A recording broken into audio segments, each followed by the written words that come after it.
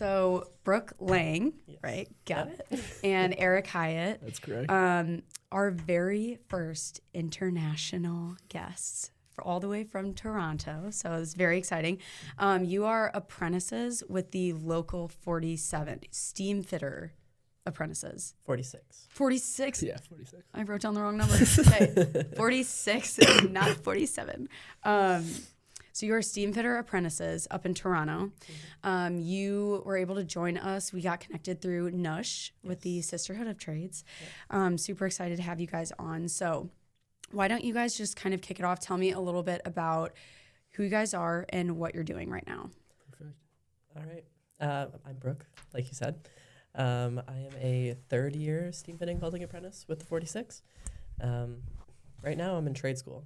So I'm in my level 2, which is like, we have 3 levels in an apprenticeship, at least in our trade. I'm not sure if it's the same for all the trades, but Yeah. So we have our level 1, which is basic, level 2, intermediate, level 3, advanced. So I've already done level 1 for welding, and then 1 and 2 now for steam fitting. Yeah. And correct, I don't know a lot about trade schools or anything like that. To get to these different levels, what does that entail? Is it like graduating each level? Is it a certain amount of time? Is it like marking off different skills that you have to be able to do to be able to get to the next levels? The way that works for us is you have, 1,700 hours? Yeah, 1,700 working hours. Yeah, 1,700 hours a year times 5 years. So I think it works out to 9,000 hours. Yeah, 9,000 hours total. Yeah, and then you also have to pass each level of trade school with a 70% or higher. Okay, Yeah. that makes sense. So the test that you guys had to do today, was that one of the tests for a certain level or certain skill set? It's Okay. just like every Skill set. week, every Friday we have a test because Every Friday. our blocks are only 8 weeks long. Yeah. So we have an 8-week block. We have a test every Friday, and then the Okay. last week we have exams for. I think exams this year is only math, drafting, which is blueprint reading, or not even blueprint reading. It's blueprints, making blueprints. Yeah. Oh, wow. And then our literally final drawing exam. blueprints. It's Yeah. crazy. That would actually, I feel like that would interest me a lot. That one, Yeah. do you guys like that one? Or Like, I enjoy it, but like at the same time, it's really painful.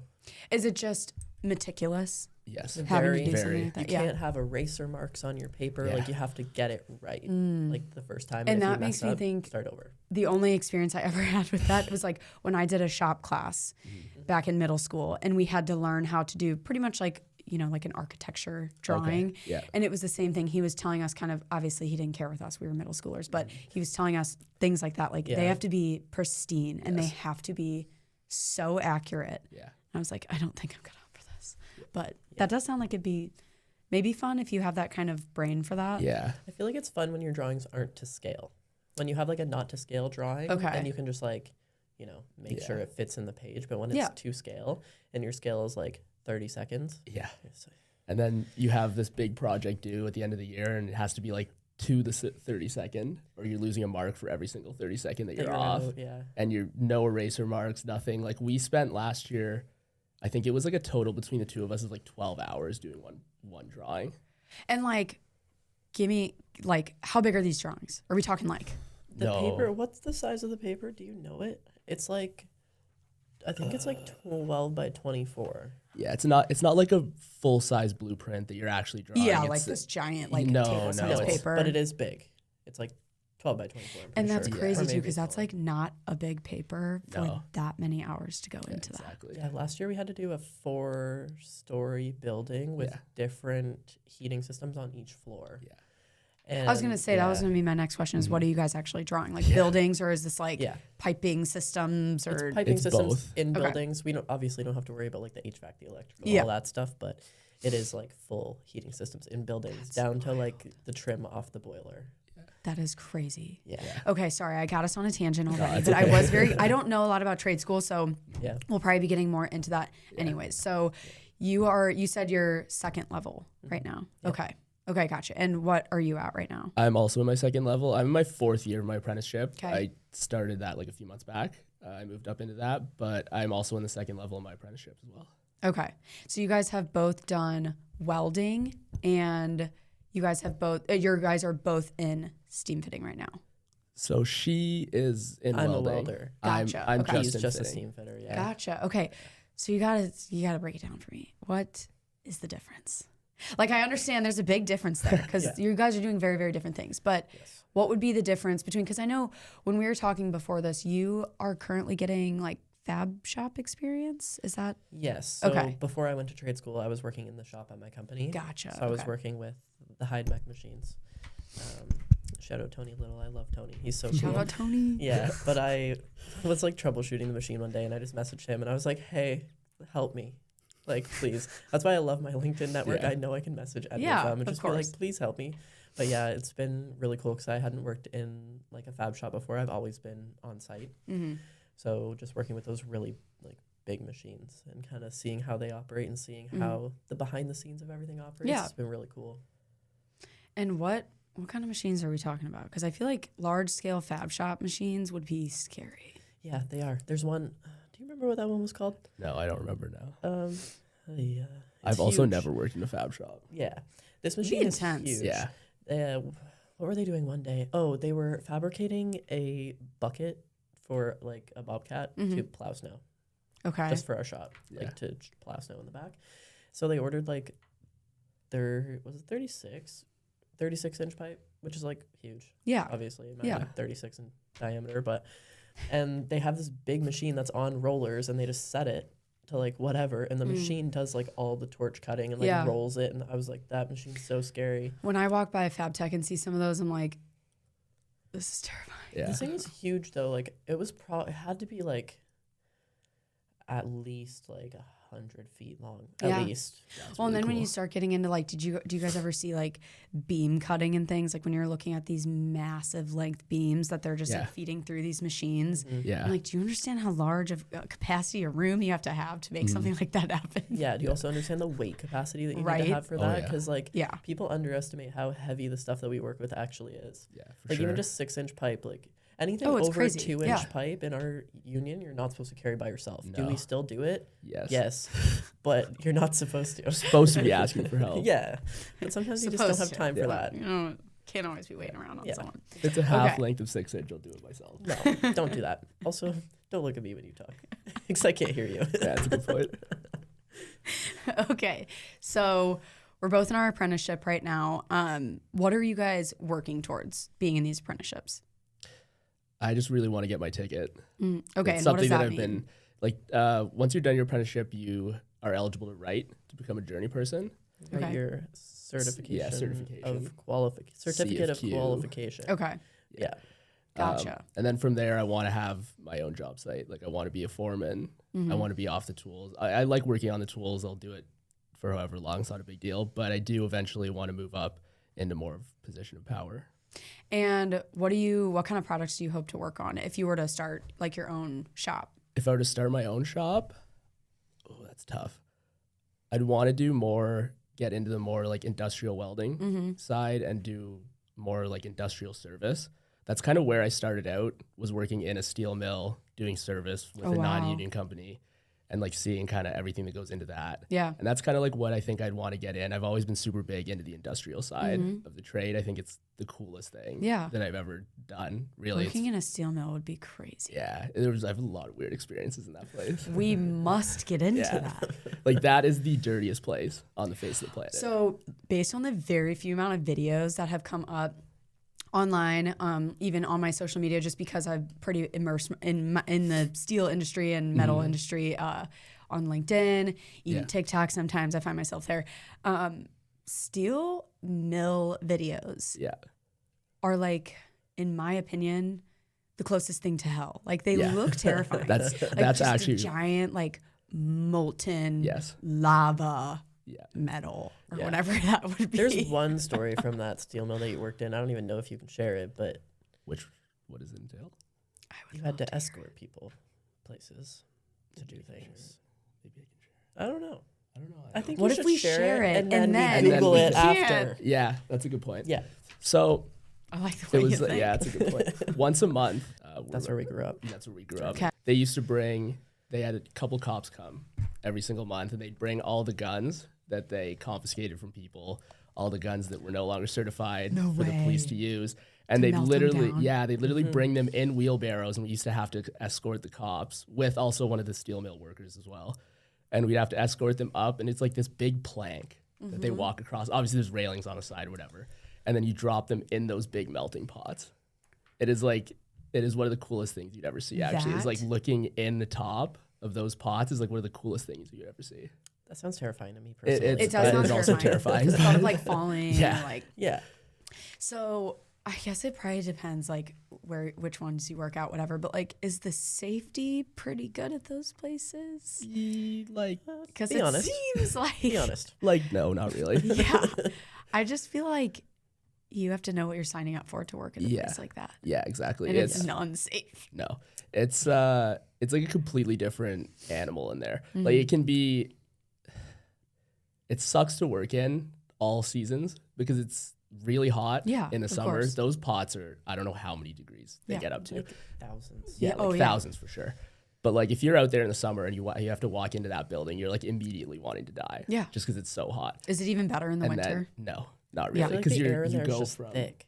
and the air is also very thick. Like I have pictures, I could try and pull them up after if I still have them, of me leaving there after just like a random day of work. They're just completely black. Yeah, I feel like you'd just covered be in like, black. it's like working in a mine, but like, honestly, it's probably pretty similar other than the fact that it's probably much more hot, but just like the hazards, the risk, what you're breathing, I would imagine is not good. No. And that's what I mean too. Like there's days where I got, and we obviously have this now too, just depending what job site we're on or whatever. But if you go home and you go in the shower, like I've had days where I went in there and just like the blackness that came like running out of my nose and like the corners of my eyes and like my ears, everything. It was just, that's gotta be honestly bad for foul. you. Yeah. Those are the days that you're washing your hands like 6 times before you get in your car. For and sure, then you like get home and you're washing your hands again and they're still black. Yeah, The all water's like your still exterior black. clothes gets left like at the door and you just have to like put it in a bag. Yeah, throw it garbage somewhere. bag. Yeah. Well, he Set wouldn't it and even forget wash it. when he worked there. He wouldn't even wash his work clothes at his parents' house. He would take them to a laundromat. You and have wash to them at that there. point. Yeah, because like, Or get your own separate washer or something. 'Cause, yeah. like, Yeah. there's no way your parents would let exactly. you do that. No, the first day I came back, I like had them in a garbage bag. I was like, "Oh, is that your work clothes?" Yeah. Like, yeah. And she like took them out of the bag. She's like, "Get them out of here." Yeah, She's or like "Those are your not clothes that going move in my off, washer." like out back or something. Yeah. There's no way that you can do that. Yeah. Yeah, not in Susan's house. No. Not in Not in Susan's Susan's house. No. No. That is crazy. I've always been very intrigued by steel mills, obviously just given the nature of the work and being in the industry, wondering where it all comes from. Because like we deal in raw material, obviously, but when you really start thinking about like how, it's kind of like that show. Did you guys ever watch How It's Made? With my dad all the time. So like those types of questions when you're just looking at something and you're like, I just wonder. Yeah. I must know where this came from. Yeah, exactly. And I feel like that working at a place like that would really start answering so many questions that you're like, to really see how it's made is just so wild. Oh, for sure. Like you see those big mills and you see those pieces of like molten metal literally being formed and then being cut and just like thrown along the line. It's just like one after another after another. It just keeps going. It's so cool to see. So was this mill that you were working at, were they making all They were metal products? They were making, it was mainly rebar and then channel and angle iron. Okay. That's pretty much what they focused on all of their time. Okay. And there's this pretty like small sizes of these things, or did we get up into like some massive? No, we got up to like 60-foot pieces. Damn. Yeah. That's crazy. Okay. So a little steel mill work. I take it you did not work at this steel mill. No, I did not. I think you should. You might like it. No, I'm okay. So- I'm so comfortable where I'm at. You would love to open your own shop someday, and obviously we know that you guys are together. So do you hope to work together in your future after you guys are both done with your apprenticeships and things like that? No. Yeah, I think that's fair. Like we don't even work together now. Like No. we've never worked together. The Yeah. closest we get to working together Is is being we've in trade had school. trade Yeah. school Yeah. together, and then obviously like our podcast and all of that, Yeah. and then other podcasts that we do. But my goal is to get off the tools ultimately. Okay. Yeah. Like I want to get my license. It's Red Seal in Canada. So like Red Seal basically, I don't think you guys have it down here, but the difference between Red Seal and like the certification you would get here is that with our Red Seal, as soon as we get licensed and we have that Red Seal, we can go work anywhere. Like we don't have to stay in Canada. And we can go work anywhere without It's like a having universal. It's a universally Check off. recognized. Okay. Yeah. So like I'll always have that to fall back on, and like obviously, I'll never leave the industry as a whole. I just don't want to be on the tools. Just like him, he says he wants to be a foreman. That's because he doesn't want to be on the tools, Yeah, but he still exactly. wants to be directly involved. Yeah. I would. And when you guys say on the tools, do you mean like the grunt work, manual labor? Yeah, the actual manual labor. Okay. Mm-hmm. But like, I want to. Well, I mean, that's like hard to continue to do that for the rest of your life. I mean, that's like really grueling. We've had a lot of fabricators in for this podcast, and I mean, yeah, there are people that have been doing this pretty much their whole lives, and then they're probably going to do it until they die. Yeah. But it's really hard, really, like just on your body, even your mental state. I feel like running your own shop can really be like mentally tasking as well. So I would understand not really wanting to do that forever. The only reason I got into steam fitting to begin with, I've been a welder for 5 years. So since basically the second I turned 18, I've been a welder. Mm-hmm. And the only reason I went into steam fitting is because our union, our training department, it is like mandatory that you have to do like a compulsory trade before you can do a skilled trade. So when I came into the union, they were like, okay, pick steam fitting or plumbing, and you have to finish that first before we'll let you be a welder. Okay. And I was like, but I've already been welding for like 2.5 years. But whatever. So I digress. I took a steam fitting apprenticeship, and once I get my steam fitting license, immediately I'm going to challenge my welding so that I can have that license as well. And then I will never work as a steam fitter again. Yeah. He will fit for me and I will weld. That is like how it's going to go. I was going to say, so that's already the duo right there. But what does steam fitting entail then? Steam fitting is basically like the equivalent to pipe fitting in the US, except we also work on high pressure steam. But if you look at it as like a duo, like fitter welder, like the welder will do all the tacking, all the welding. The fitter literally does tacking sometimes. Honestly, usually the fitter tacks too, and then the welder comes in. Yeah. So it's like you think about like a piece of pipe needs to be like welded to this fitting. The fitter literally does everything except for welding. Okay. Yeah. So the fitter will cut the pipe. They'll bevel it. They'll like make sure the gap's proper. Sometimes they'll even tack it, and then the welder will just come in and weld it. Yeah, just like, comes in, burns rod, welds it. Yeah. Job's done. They don't have to do any of the heavy lifting so unless you guys they're have the dynamic duo right now. Yeah, but I still don't think we'll ever actually work together because he works in wastewater. Yeah, and I work in like commercial. I do like a lot of hospitals and stuff like that. Gotcha. So, okay, cool. As you can tell, I choose really interesting career paths. I stay with like the cleaner, like hospital. That's pretty clean. Last job I was on was on a boiler house refurb. Okay. So just replacing. Like, is any of this like stuff. Dangerous work? Is this? It is. Yeah. I would imagine so. I've had quite a few dangerous experiences actually on site. Yeah, you have actually. Yeah, recently. Tell me a little bit about that. If you can. I don't know. I can. We had a diesel truck delivering diesel, and we were just like standing there watching it, whatever. And I was on the other side of the diesel tank doing what apprentices do, the grunt work. And I just heard a boom, and I like walked around, and the truck was like up in smoke, and there was diesel everywhere. And I was like, what happened? My God. And they were like, I don't even know. And it was like this probably like 19-year-old kid who like worked for his dad's company that was driving the truck, and he was like, he had no idea what to do. I was like, was this his fault? What did he do? No, I'm pretty sure that the coolant tank like exploded in the truck. So it was like no one's fault in particular, but this kid didn't know how. It made my day 4 hours longer. Definitely. So wow. Yeah, that's just one of them. I've also had that's bad. I've also had people drop pipe on my head. That's also not good. Yeah. I got a concussion over the summer because hopefully you like have a helmet on, correct? So I had a hard hat on. Okay, yeah. good. But like the only thing that the hard hat is stopping is the pipe from cracking your head open. Yeah. It's not preventing you from getting a concussion. Yeah, of course. So I think I've had like 3 concussions in the last year. Yeah. All from pipe getting dropped on your head? Or like, not being the smartest and like standing up and hitting my head off of like valve handles. Okay, yeah. That's always a given though. And if you're not wearing a hard hat, that is like one of the worst feelings you could ever. When you stand up and smack your head off something. Sometimes you can't wear a hard hat because you're like up in a ceiling and you're between like 18 million pipes and like nothing's gonna fall on your head when you're up there. So they're not like really hard until on your head makes its own contact. Yeah, with exactly. Exactly. No. Yeah. Okay, so kind of got the idea of what you guys are doing now. So I am very curious to hear. We'll start with you, Brooke. Okay. How'd you get into it? Like, what even led you to this career path? So when I was growing up, my dad worked for GM. So he was always very hands-on working in the garage, stuff like that as well. And I'm an only child. So to also very young parents, my dad was only 22 when I was born. Okay. So I spent a lot of time with my parents, obviously being an only child and having such young parents. So I was always out in the garage with my dad doing this, doing that, whatever it might be. And then when I got to like 18, I was a COVID graduate, actually. I know. I understood that. Yeah. So I didn't have school for like a year and a half. I worked full time because I was like, I don't like have to go to school. My grades aren't going to be any lower than they are. So I'm just going to go to work. And then when I got to 18, graduated, all that stuff, I was like, I also played very high level volleyball.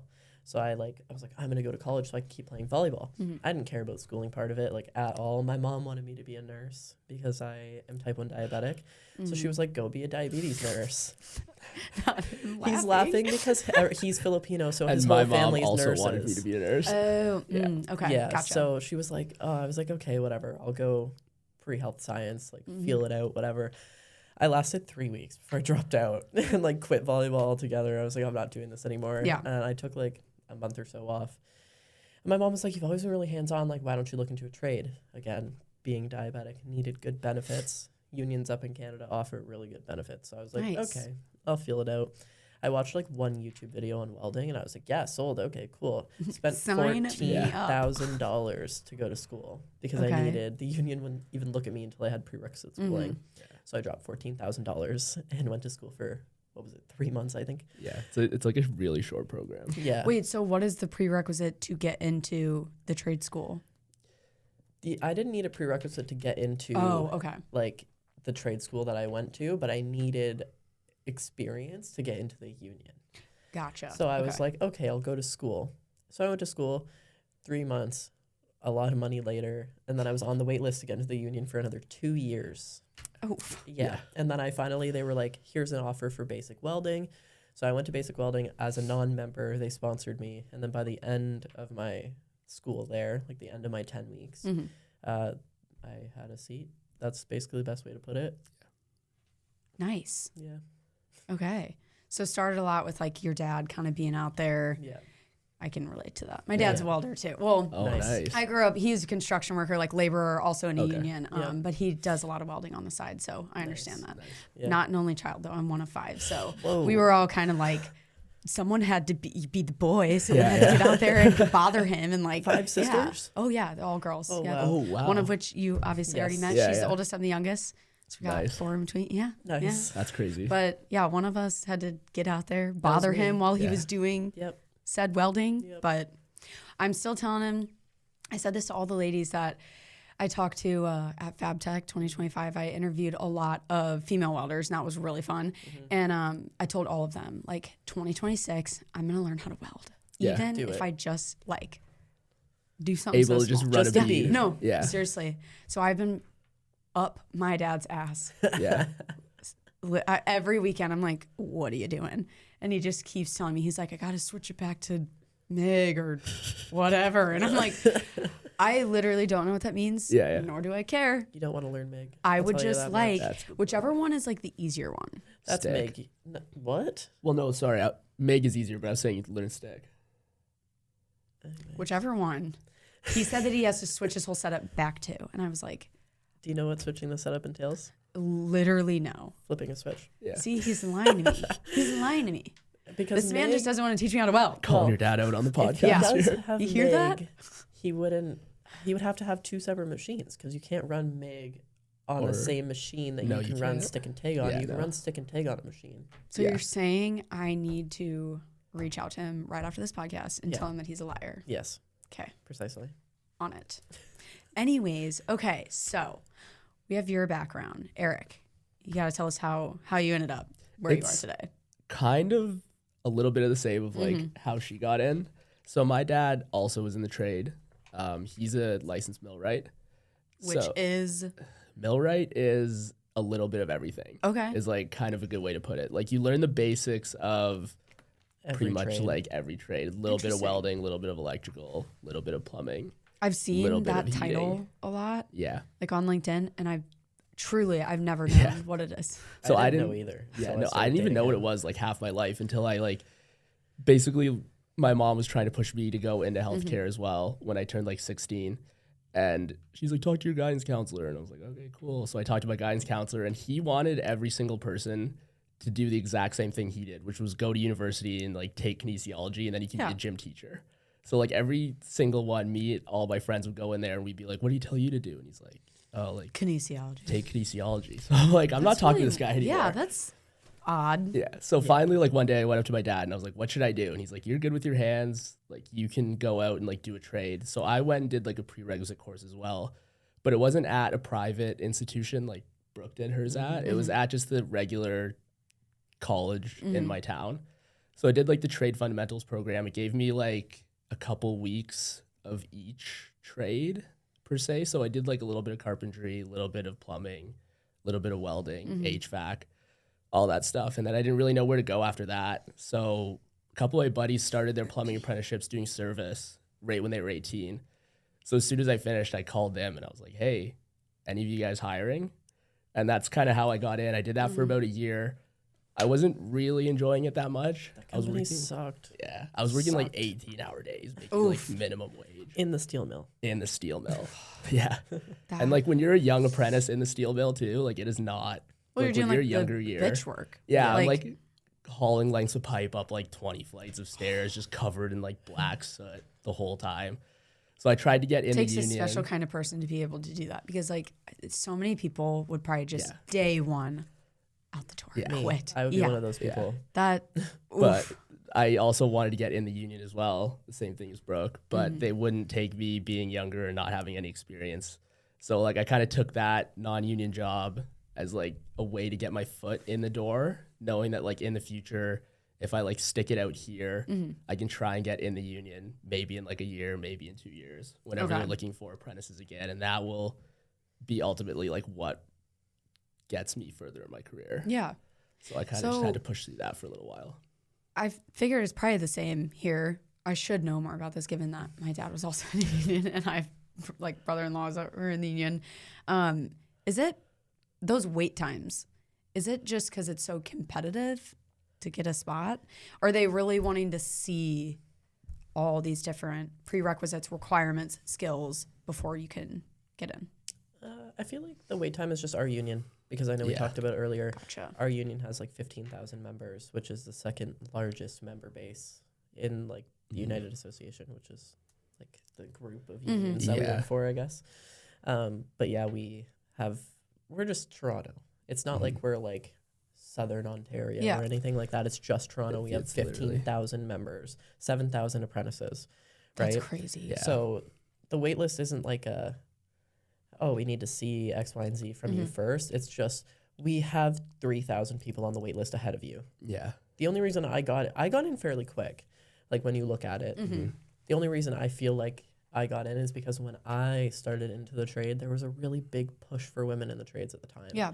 So me being younger, wanting to be a welder, having some experience, all of that, they were like, yeah, let's go. You kind of got bumped a little bit higher up. Because I know people that have been trying to get into the union, like welders who have been welding for like 10 years. Yeah. That I've known for a while, since like I worked in, like I was a manager at a gym right before I got into the union for like 2 years. There was people that I knew from there that have been trying to get into our union for like 5 years already. And then I got in before them. And I would get like cornered at the gym when I would go back, and they would be like, how'd you get in? And I was like, I'm a girl. It was not my decision, but I'm also not mad about it. Yeah, exactly. But yeah, so I feel like that's pretty much it. There's just so many people trying to get into our union because we're paid well. We have good benefits. Yeah, it's like, usually, I feel like the benefits is such a massive thing. I mean, that was at least for like my dad with us growing up, huge reason why he's kept that job or the entire time that I was growing up. Because I mean, the benefits for a family of 7, crazy. Oh, for sure. Yes, wild. I could see that. And that's the thing now too, is like you go and try to find jobs. It's hard to actually find full-time work with pension and benefits, any kind of benefits at all, really. Like when I was working non-union, I didn't have benefits. It was costing me, like when I went to the dentist like twice that year I was working there, I think it cost me like almost $700 out of pocket just to go get my teeth cleaned. For sure. And like it's something that I want to keep up with because like I've been doing it my whole life. Yeah. It's like personal hygiene, Yeah, well, and then it's tough because then you're like, well, I don't really want to pay for this right now. But then that's when you get actual problems, which fixing the problems, way more expensive. Yeah, exactly. Much more expensive. But the preventative care is already wildly expensive. Yeah. So I would imagine that that's probably why there's such a big push. Well, and then also like we had talked briefly about, which we'll probably get more into this later on in the conversation, looking for jobs that not a lot of other people might be willing to do. There's a lot of people that, especially coming out of college or universities, want to maybe work at a desk, work with computers, things like that. But now people are looking more for the people that are willing to do hands-on, more of that grunt work too, which I think is, I wouldn't say few and far between. Like you said, there's a list of 3,000 people waiting to get into the union. But I just don't think, which this kind of plays into the whole conversation on the skilled trades gap, where that shift is happening with the younger generations. Yeah. Ending the stigma behind people going into the trades. And also probably getting guidance counselors that actually advocate for the trades and not just tell people to become kinesiology majors. That's a very good point. But which that kind of takes us into the next part of our conversation is talking about that skilled trades gap. And just because you guys are younger, you guys have now been in the trades pretty much since you turned 18. Done all sorts of different skills, and you have union experience now. What are your guys' opinions on the gap? How did it start? Where do you think it's going? Even just kind of what you've seen from your own personal experience, and then what you're seeing just in general in the industry. Yeah, I feel like we've talked about this on our podcast quite a few times, but I've always said, in my experience, I see a very definitive line between people that are 40 and under and people that are 40 and over, in our trade at least.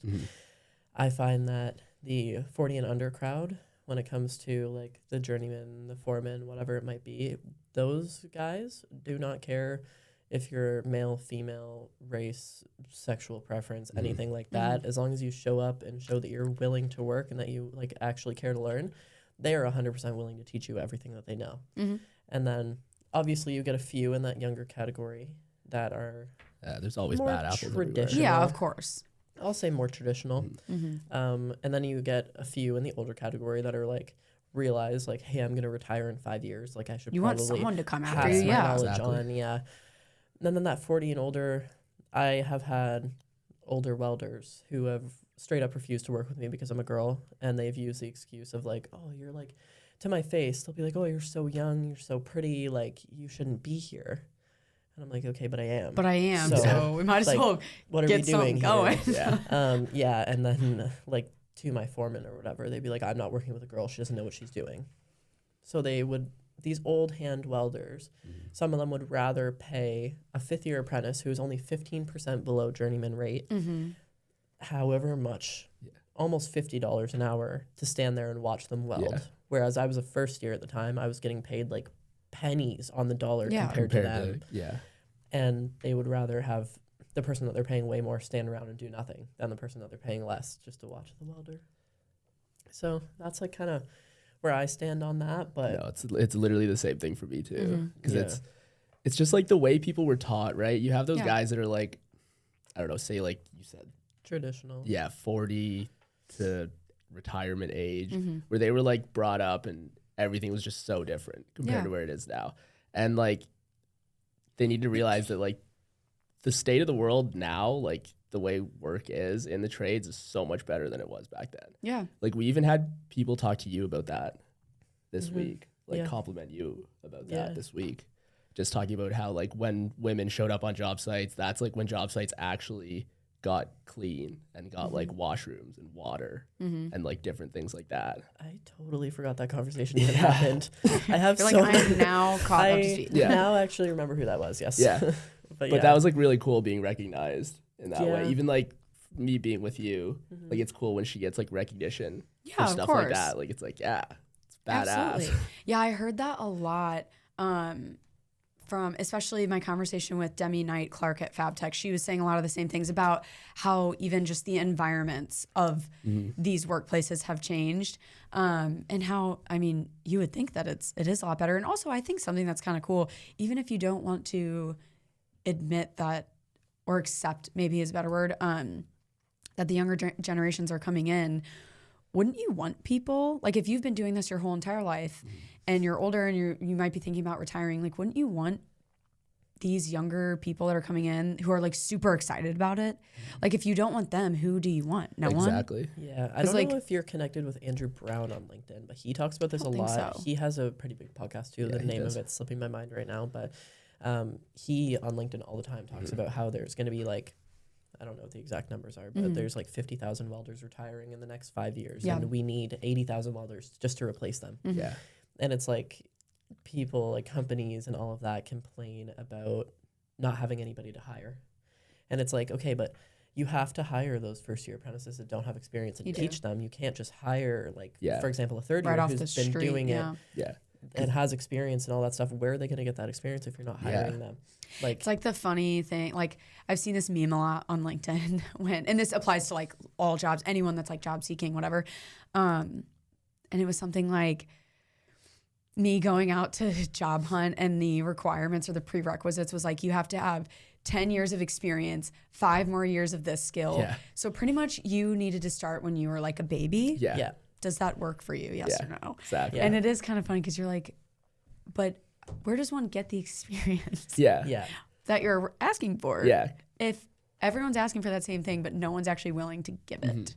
Exactly. Very confusing. You also have to think that there was that, like my welding instructor, Marty, he was in that age group where they like ripped shops out of high school. They didn't have shop classes anymore. They were pushing going into like the computer industry, IT, all of that stuff.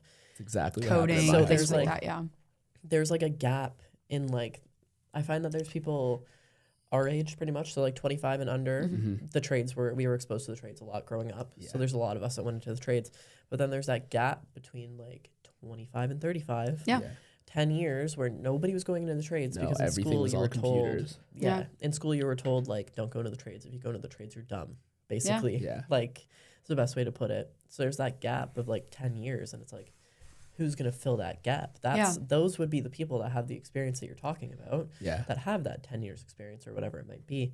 But those were also the people who were told, don't go into the trades. Yeah, they were pushed towards like a different career field. Yeah. Well, and it's all kind of a balancing act too, because when we did our podcast with Chris Lukey, I know that we were talking about him earlier, he made a great point that when you discuss the skilled trades gap, you also have to consider you can't make the pendulum swing so far the other way that now every single person, let's just say like, just hypothetically, in the next couple of years, all we teach in schools is trade, like in high school is trades. And then we don't advocate for universities at all. Well, then now you don't have engineers because you have to have like a balance of both. Because those things have to work in tandem.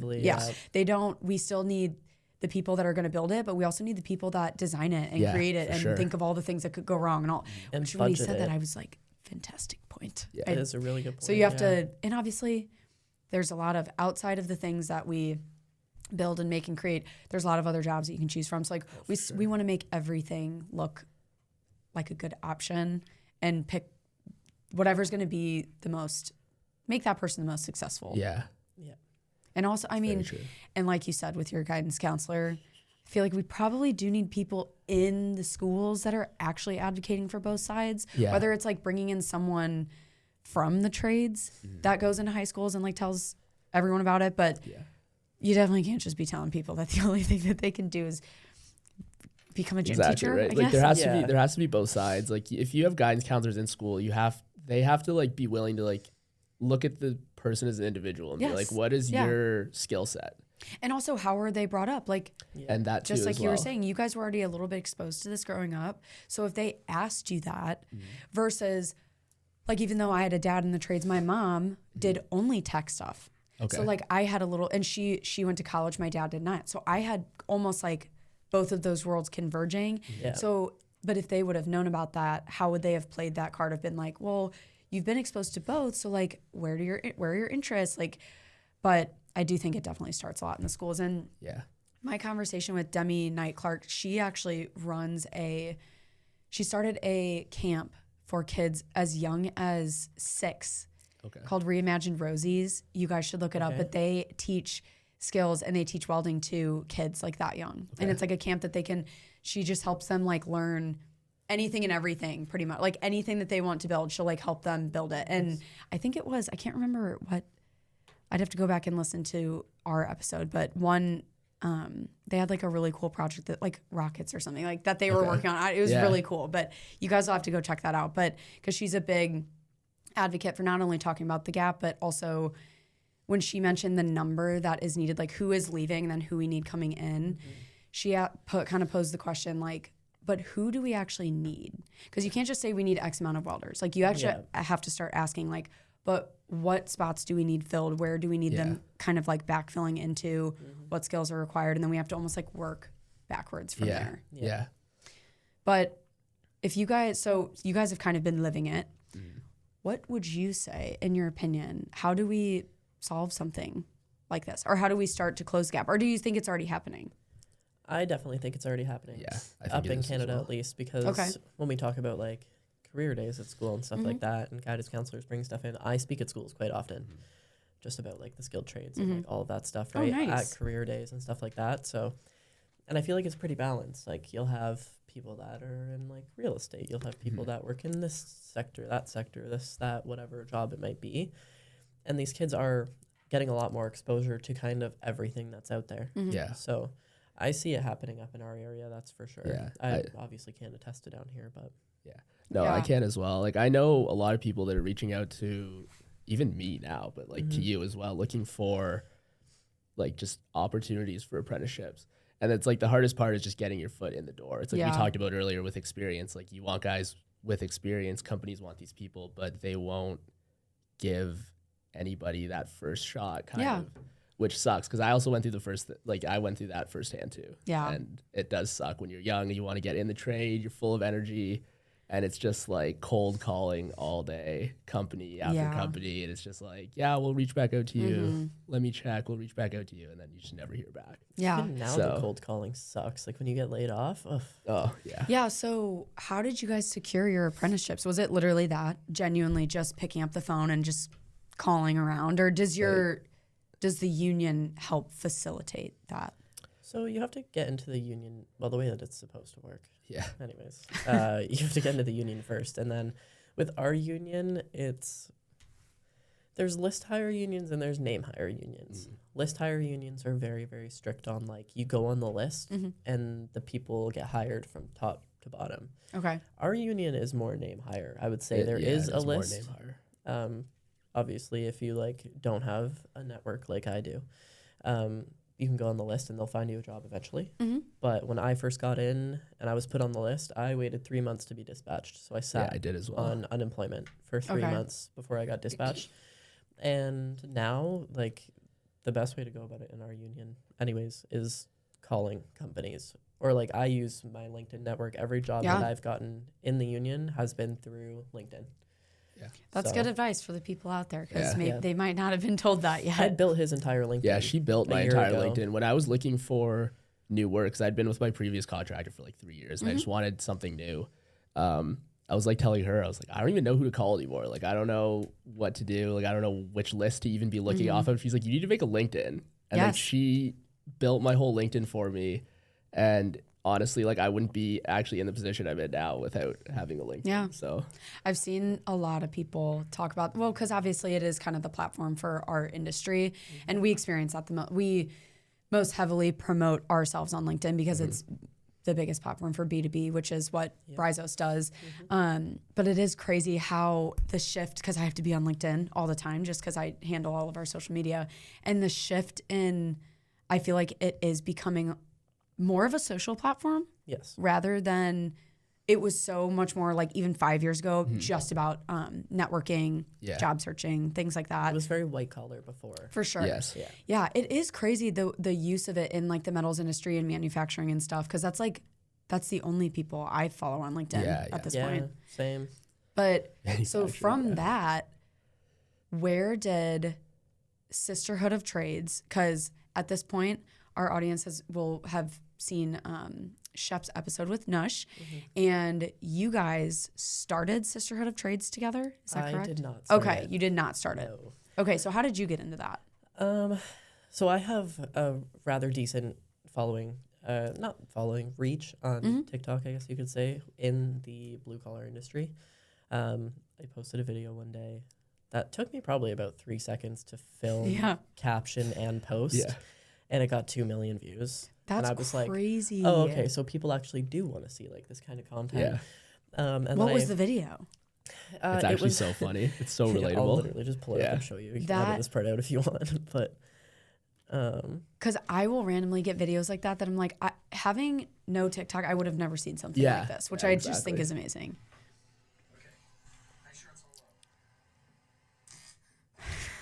That's it.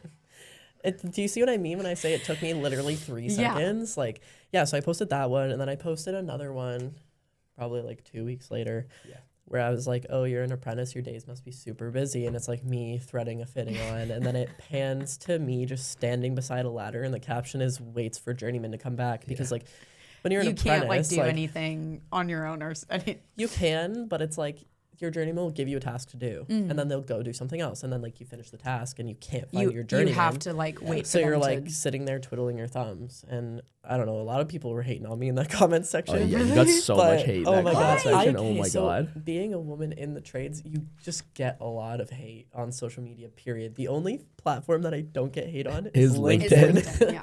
So everyone's that's so why, professional on LinkedIn. Well, because it's also I'd say a little bit more mature. Yeah. Yes. TikTok, you get younger. It's a more mature audience. Yeah. For sure. Like I had one comment on one of my videos where it was like, this guy said, if you make TikToks at work, you're a shit tradesman. Whoa. And I clicked on his profile, and tell me why every single video he had was posted at work, of him at work. Yeah. So I screenshotted his profile, and that was my reply to the comment. I usually don't reply to the hate comments, but that one just like you didn't even have to say anything. Yeah.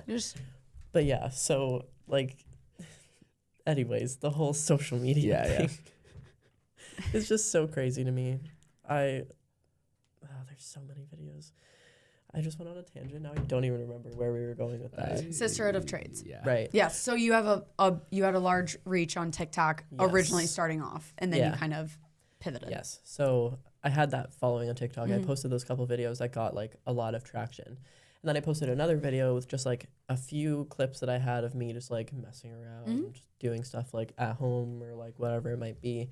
And I was like, why isn't there a community, like an online community just for like apprentices to like get to know each other, help each other out, whatever it might be. Give advice. Yeah. And there's this girl who's also in our union hall who commented and just tagged the sisterhood. And I was like, I'm intrigued by this. And then they DM me. They were like, here's the list or the link to our Discord and all of that stuff. So got in there. I just got like really active. I think I joined in July 2025. Okay. They started it. So there's 4 co-founders. So it's Nush, Carly, Hannah, and Zoe. We're the 4 original co-founders. And then now we have 4 moderators as well. So myself, Cece is kind of the one that does like the server Discord and like wizard. IT. Yeah, we call her the Discord wizard. No, she was telling me a little bit about her. Because then I saw the way that it's like organized. I'm like, that does take some skill to do that, because I don't even know how. Yeah, it's something I would never be able to do. Yeah, no. So she handles that kind of stuff. And then we recently added Catherine and Julia. They are secondary moderators. So they basically just handle like server oversight and make sure that the conversations are how they should be and that nobody's fighting. And all that stuff, basically. Hating on each other. Because when you put like 1,200 women in the same... Yeah, of course. It's like bound to happen every now and then. But yeah, I just started connecting with everybody. Basically just talking to everybody. One time somebody was looking for a job and I was like, are you on LinkedIn? And Nush also is obsessed with LinkedIn. So that was when she kind of started talking to me more. She was like, oh my God, you like LinkedIn? We're best friends now. And I was like, oh, okay, cool. So yeah, her and I kind of just connected from there. And then I had surgery in... It was like late end September. of September. Yeah. And I was off for 3 weeks. So obviously during that time, I was like in the server more because he was at work. I couldn't do anything. Like, hey, so I was like, I might as well talk to these people all day. So I did. And then they were like, oh, like, we think you should be on the moderator team. And I was like, okay. So I thought I was just going to be doing the same thing, like server oversight, this and that. But then also with my following on social media, I was writing articles. Like I have a newsletter on LinkedIn. I was writing articles. I was starting to do podcast interviews. Like people were starting to have me on their podcasts, all that stuff. So I started getting a little bigger and a little bigger and a little bigger. And then Nush was like, oh, you should start your own podcast. I was like, right, I should start my own podcast. And then I roped him into it with me. Yeah. But yeah, basically just got really active in the server. And then they were like, hey, like, be an actual part of our team. And I was the only one in Canada. Well, not the only one in the server in Canada, but the only one on the admin team in Canada. Okay. Now we have Julia. We just added her like 4 days ago. She's really cool. She cat sits our cats when we leave the country and stuff. So shout out Julia for that. We love Julia. Yeah. She also baked us cookies and brought them. Yeah, she also did for that like too, Christmas. Yeah. Oh, but yeah, love that. The community's so cute. I was gonna say, like, what sounds like a lot, but what do you feel like you've gained from being a part of that community? I feel like the main thing that I've gained is just like a community because it's real. Like, I can come home and I can talk to him about work because we're in the same trade. Yeah. But he's not going to understand when I'm talking about, like, you know, this snarky comment that this guy made to me or like the fact that there was no women's bathroom on this like refurb that I went and did or whatever it might be. Right. So just having that community where I can talk to these women who understand what I go through every day. Like, even if we work in different trades, like, all of the experiences are the same. Like, I feel like none of us have a unique experience. Yeah. Like, we've all experienced the same things, whether it be, like, sexual harassment, which happens a lot more than I like, obviously. Yeah. To, like, some journeyman just refusing to work with you because you're a girl or, like, all that stuff. So, yeah. Yeah. Well, and then I feel like you can even start getting, like, some big sisterly advice type of conversations going on to, like, help people under you or over you or whatever it may be. And it also sounds like, at least based on me now knowing you and Nush, that maybe all of the co-founders or different moderators each have like kind of their own different background too of like what skills you guys are doing, which I feel like is good because then your reach is much broader with like the different people that you're talking to. Yeah, because we have Nush who's in manufacturing. Carly's also a pipe fitter. Okay. And then we have Hannah who's a TIG welder. Julia's an electrician. Catherine's a millwright. See, I feel like that's already like such a broad. Yeah. You kind of almost hit everything. Yeah. And it's funny because we talk about how you don't see people in the same trade dating a lot, right? But like, I'm dating a steam fitter. I'm a steam fitter dating a steam fitter. Carly's a pipe fitter dating a pipe fitter. Yeah. Julia's an electrician dating an electrician. Really? That's true. I forgot all about that kind of stuff. That's really funny. Actually. Yeah. So it was like, that was another cool thing for both of us, I feel like, because we have only heard of one other couple in our union hall. Yeah. They actually just got married. That's the only reason I think I knew they were together, because they were in our we magazine. saw it in the magazine. Yeah. But yeah, just like meeting other people who like also are dating people in their trade, that was really cool. Have similar just lifestyles. And a lot of people will come to us and be like, how do you guys have a life where you don't just talk about work all the time? And it's like, well, considering our podcast, like we do talk about work a lot, but we don't feel like it interferes with our relationship. At least I don't. I don't think you do either. Sorry, I thought you were speaking for both of us. But yeah, I don't feel like it interferes just because we both have very strong personalities as well. So like there's things that I'm passionate about. Like we both are the biggest football fans on the face of the planet. Okay. So it's like if we're not talking about work, we're talking about football. Okay. You know. So that's a very good point. Yeah, a lot of people will come to us for like relationship advice. They all call him Mr. Brooke. In the server. Yeah. So everyone in the sisterhood calls you Mr. Brooke. That's really funny. We actually have our ally role that we opened up now too. So he's actually in the server. Yeah. Okay. And like they have access to a few rooms. So we have like, who else is in there? We have Paul Van Meter. He just joined. I follow him on LinkedIn as well. Yeah. So he just joined. We have quite a few people, mostly in the manufacturing industry, because I feel like Nush and I's networks are mainly the manufacturing industry. Yeah, which is crazy because I've never even seen manufacturing happening like in front of me. But the manufacturing networking goes crazy compared to like the pipe trade side or anything like that. Like I just think they've really locked in on the LinkedIn thing, because I mean that's what it is. Because I think I end up meeting so many people on LinkedIn because of that. But like truly who we work the most with at Bryzos and with our platform is fabricators. Okay. Like that's usually it. And we end up obviously meeting a lot of different people who own their own shops. We're talking like welders, fabricators, pretty much anyone making anything out of raw commodity like materials.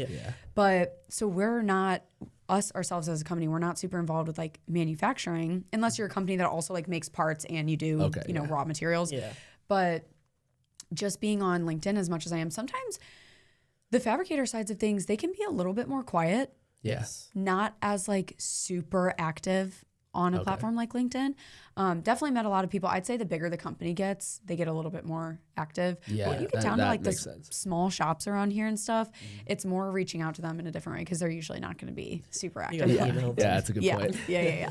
But yeah, the manufacturing, like Lee was on Making Sparks, which is part of like the Making Chips, which I know Nush works with them, I believe. Yeah. So yeah, but like that whole kind of sphere of people, they go hard on LinkedIn. Yeah. Well, yeah, so I was gonna say, like, I just joined a networking. I didn't even think I told you this when you were at your haircut. I joined a networking webinar that did you? Paul was hosting through Pro Shop. I literally, Nush told me about it, like, I think it ended at 3, and Nush told me about it at, like, 2:55. So I got, like, the last 5 minutes of it, whatever. And just from that, like, 5 minutes that I was in there, I probably had, like, some people stayed after and continued talking, so Nush and I stayed and just, like, listened. But I had, like, 7 people just from that, like, 10 minutes that I was in there. They saw my name pop up in the chat and went and connected with me on LinkedIn. Yeah, exactly. Yeah. Right? So it's honestly sometimes that easy. And just kind of, like, this is something me and Nush talked about a lot, but just marketing yourself, like posting more, posting daily, posting about your life, but also posting about work. And I mean, I've noticed that even just like for myself, posting from my personal rather than just the company. Because people do like to see a face with a name. Yeah, of course. Get some personality behind it.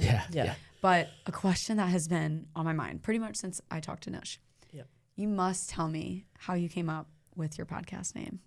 Because it is the best podcast name in the world. So why don't you guys introduce the podcast a little bit? Like tell me how it started, how you guys even like came up with it, and tell me about the name. Okay. So you can say what our podcast name is, actually. All right. So we host a podcast together. It is called Two Bolts Short of a Flange. Yeah. We work with flanges a lot as steam fitters. Yeah. So that part was like kind of a given when we were thinking of names. Yeah. But here, you talk about the podcast a little bit first, and then we'll go into the naming of it.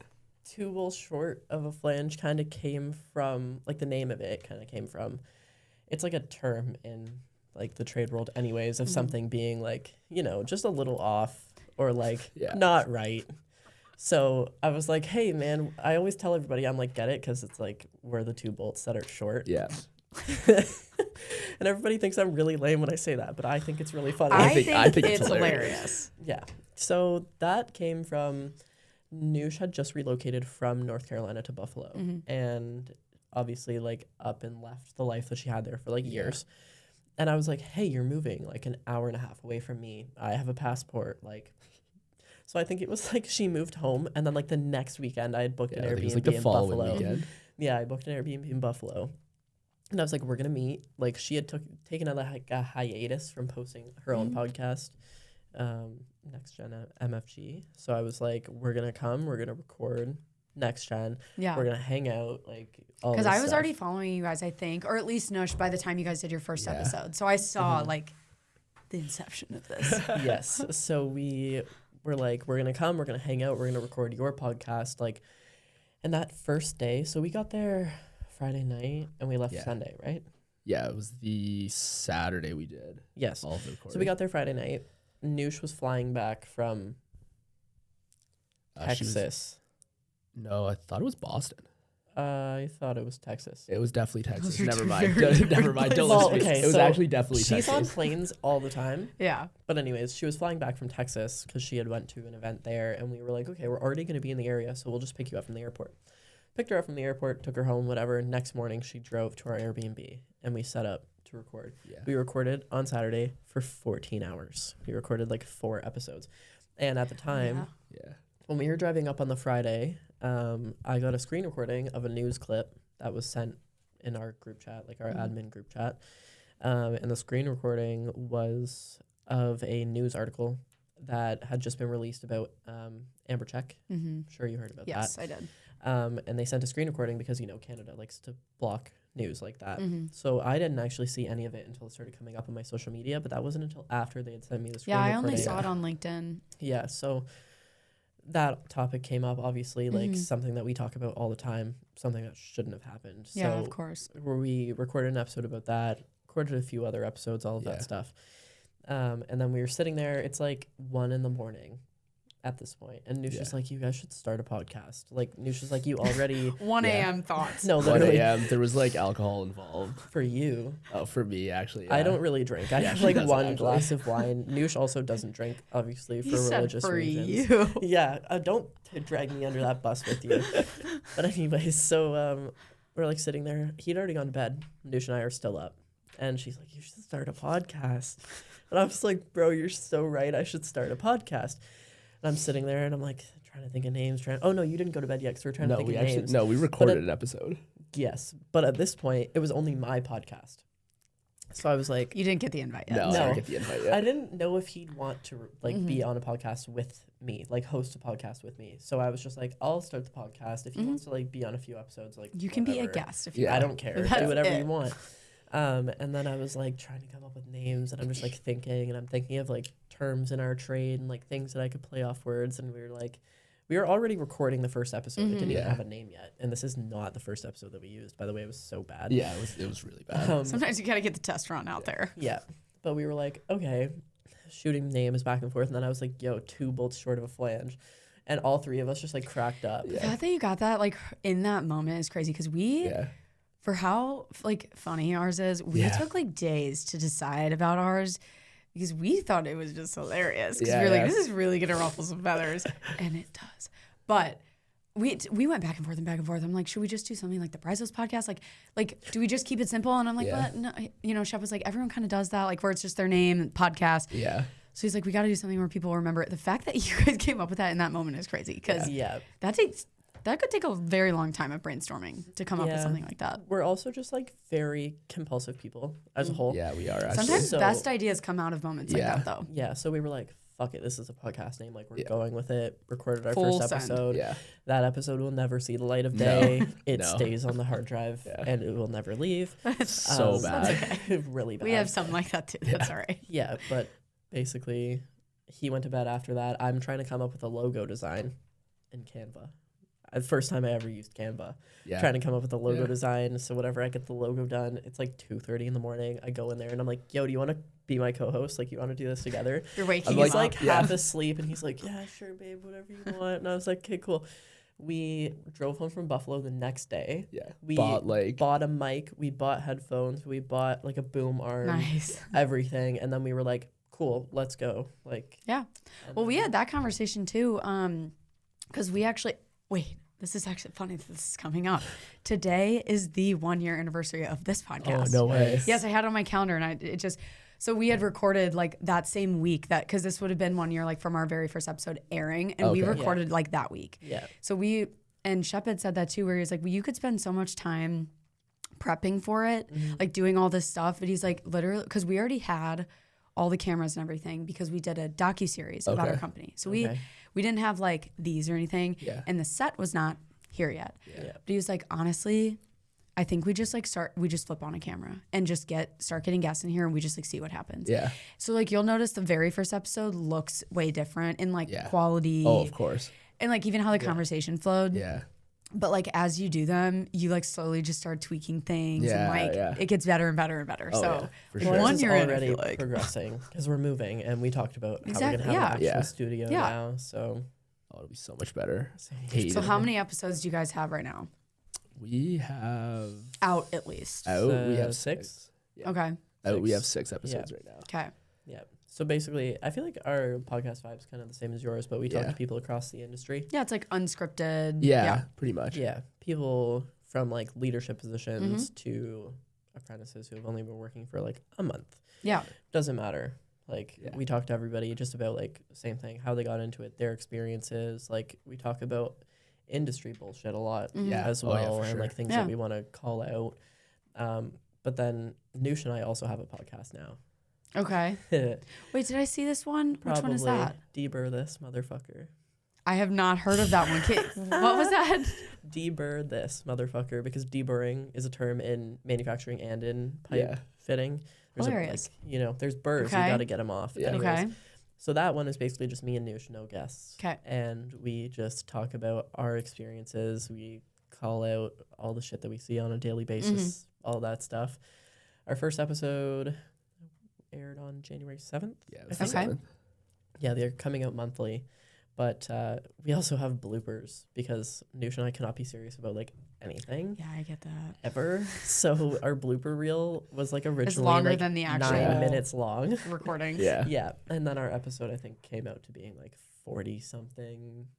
Yeah. But yeah, it's really fun to record that one too. Okay. Because like I also feel like not having guests and just like Oh, talking yeah. back and forth, like just the two of us. It's so fun. Yeah. Yeah. Sometimes I feel like that would be fun, and my fear would be like I wouldn't have anything to talk about. But when I think about that with like my sisters, I'm like, we could probably talk for 12 hours straight. And Yeah. Yeah. Well, Nush and I were sitting there. We didn't have like any idea what we were going to talk about. We just like hopped on to record and we were Yeah. like, shit, we should probably figure out what we're going to talk about. Yeah. So we're like scrolling through like the Discord being like, okay, yeah, have you ever cried on site? Like it's just random and like stories like that. And a lot of maybe not, this may or may not be hearsay. yeah. That was said probably like 4 times during the episode. Allegedly. I might have potentially, but yeah. Okay. So my one last question about your podcast. Yeah. I know I told you guys about this at the beginning. If you could have dream guest scenario for Two Bolts Short of a Flange podcast, who would it be? And they can be different. Okay. He's like, let me pull. Hold on, let me I gotta fire pull up up the my phone. LinkedIn real quick. You got to. I gotta fire up my phone quick. And this would be like anyone in the with no barriers. Anyone you could possibly have on. Anybody like not even trades related. I would have George Pickens from the Dallas Cowboys. Oh, we're going like that. There you go. Get creative. I'm going with Nick Saban then. Okay, yeah, that's a really good one. We are. These both football ones. Yeah. I take it. Yeah. Okay. Nick Saban was the coach of Alabama Crimson Tide football for like a million years. One of the greatest coaches to ever go down in the history of football. I thought we were going like trades related. I was also going to go trades related, but then I was like, hey man, okay, so trades related person. Do you have anyone in mind that you were like, if they walked in the door? What about you? I feel like I haven't really thought about it because like No, we're just I like know. so early in the podcast. That's that I'm true. Like, That's Yeah. true. Maybe that'll come to fruition later on when you start really digging into your LinkedIn and stuff, and you see someone that you're like, oh. It would be really cool for me to have like one of the higher ups from the UA. Yeah. Just to come and talk about everything. That'd be a good one. It would be, like that's like the like my trade nerd in me though, being like I just want to pick his brain and talk about like everything. Yeah. Anytime you get somebody like that with that experience where you can pick their brain, like the conversation's always it would go on forever. Yeah. Just totally organic. Somebody that you can relate to as well. Like it would be great. That's very true. Well, we'll check in with your podcast in a year from now, and I bet you would have had them at that point. Let's see. Or here's hoping. Yeah. Yes. Here's manifesting. Hoping. Yes, manifest it. Okay, well, I feel like that's a pretty good place to wrap up. Brooke and Eric, thank you so much for coming all the way. It's closer than I thought it was, but I will say all the way from Toronto. Yes. It was great. Our very first international guest, so I'm very excited for this. Feel so honored. Yes. You should. I mean, we are honored to have you. Yeah. You'll always remember us. Yeah. First international. Right? So. I know. Well, thank you guys so much. Yeah, thank you for having us. Yeah. Of course. It's been really fun.